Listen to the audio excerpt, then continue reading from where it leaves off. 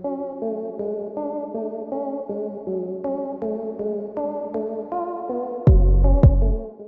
कहाँ रहते हैं?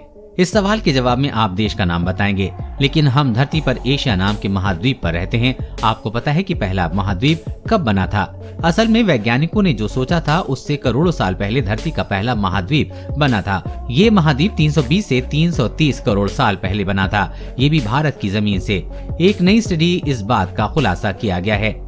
यूनिवर्सिटी ऑफ ओरेगन में जियोलॉजी के प्रोफेसर इलिया बैडमैन ने कहा है कि धरती के पहले महाद्वीप यानी कि कॉन्टिनेंट को क्रेटॉन्स कहा जाता था। अलग अलग स्टडीज में ये बताया गया है कि क्रेटॉन्स 250 करोड़ साल पहले समुद्र के अंदर से बाहर निकल कर आए, लेकिन अब नई स्टडी में ये कहा जा रहा है कि पृथ्वी के पहले कॉन्टिनेंट करीब 100 से 110 करोड़ साल पहले बना था। ये प्रक्रिया 340 करोड़ साल पहले से शुरू हुई थी। वैज्ञानिकों का हाल ही में अवसादी चट्टानों यानी कि सेडिमेंट्री रॉक्स की परत मिली है। ये परत छोटे छोटे पत्थरों के टूटकर मिलने से बनी है। इस परत की उम्र पता करने पर यह पता चला है कि पहले महाद्वीप के बनने से कई करोड़ साल पहले बनी थी।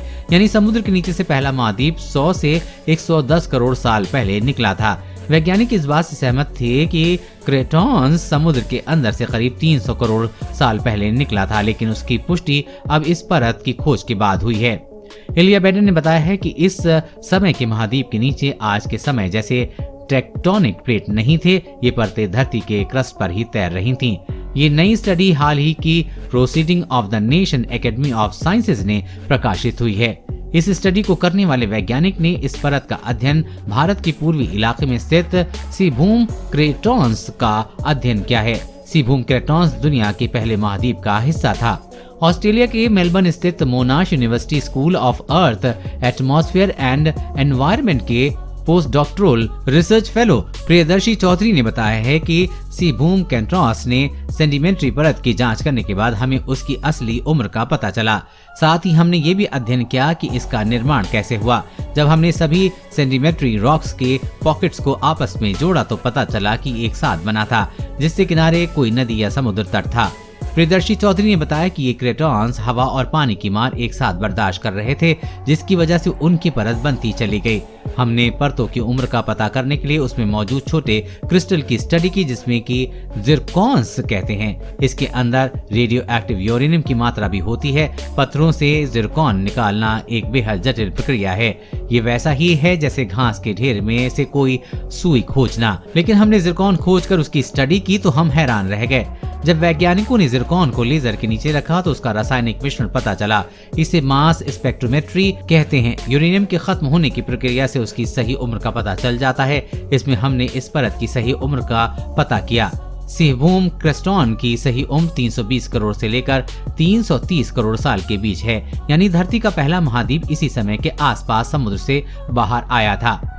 प्रियदर्शी समेत अन्य वैज्ञानिक इस बात से हैरान हैं कि आखिरकार सीबूम क्रेटॉन्स समुद्र के अंदर से बाहर कैसे आया। आखिर वो कौन सी ताकत थी जिसने इस महाद्वीप को बाहर आने पर मजबूर कर दिया। ये जानने के लिए वैज्ञानिकों की टीम ने आग्नेय पत्थर यानी कि इग्नियस रॉक का विश्लेषण किया। ये पत्थर आमतौर पर धरती के अंदर मौजूद गर्म मैग्मा के जमने से बनता है। ये क्रेटॉन्स की सेडिमेंट्री परत के नीचे मौजूद होता है। इग्नियस रॉक्स का रासायनिक मिश्रण ये बताता है कि किस समय और कितने तापमान पर बना था। ऐसा क्या हुआ जिसकी वजह से ये पत्थर जमीन के अंदर से निकलकर बाहर की ओर आए। इस स्टडी में जानकारी मिली है कि समुद्री तलहटी में गर्म मैग्मा और उससे निकलने वाले दबाव की वजह से क्रेटॉन्स जमने लगे। अंदरूनी ताकत मिलने की वजह से ये बाहर की ओर उठते चले गए। सबसे ऊपर सिलिका जैसे हल्के धातु आए, उसके बाद हल्की मिट्टी, फिर सेडिमेंट्री रॉक्स आदि। सीबूम क्रेटॉन्स के साथ ही दक्षिण अफ्रीका का काफल क्रेटॉन्स, ऑस्ट्रेलिया का पिलबरा क्रेटॉन्स बना था। ये तीनों क्रेटॉन एक साथ समुद्र से बाहर आए थे। उनकी उम्र 300 करोड़ साल से भी ज्यादा है। हालांकि ये बात नहीं पता चल पाई कि कौन सी जमीन का टुकड़ा कब निकला, ये किस टुकड़े से पहले निकला। देश और दुनिया की हर अपडेट पाने के लिए चैनल को सब्सक्राइब करें।